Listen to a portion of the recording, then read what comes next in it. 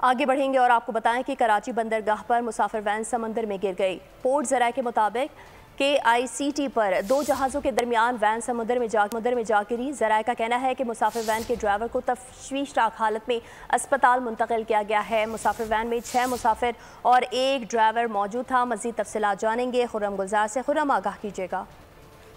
जी बिल्कुल, ये कराची बंदरगाह पर रात गए ये वाक़या पेश आया है कि एक मुसाफिर वैन है जो शटल सर्विस कहलाती है KITC पर मुसाफिरों को लेके ये जहाज़ तक लेकर आती है, बंदरगाह तक लेकर आती है। रात गए ये वाक़या पेश आया कि इत्तफाकिया तौर पे ये वैन जो है वो रिवर्स हुई है और समंदर में ही जा गिरी है।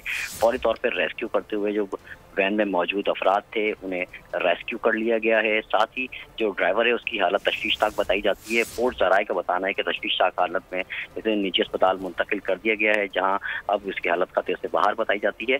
इत्तफाक़ी तौर पे बताया जा रहा है कि ये पोर्ट पे हादसा पेश आया है। इससे कबल भी इस तरह के हादसा वहाँ रोनुमा होते रहे हैं। क्रेन से एक शख्स के गिरने का वाक़या भी तकरीबन 6 माह कबल रिपोर्ट हुआ था। साथ ही अब जो ये हादसा जिसके बारे में बता रहे हैं कि ये KITC के दरमियान ये 2 जहाज़ मौजूद थे और उसी दरमियान में ये वैन जो है वो समंदर में गिरी है। ताहम से हम पोर्ट ज़राए बताते हैं कि वैन जो है वो समंदर बुर्द हो गई है, जबकि जो वैन में मौजूद अफराद थे उन्हें तमाम अफराद को रेस्क्यू कर लिया गया है।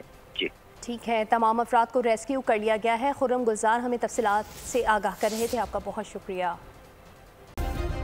सब्सक्राइब करें और बेल दबाएं ताकि कोई खबर रह न जाए।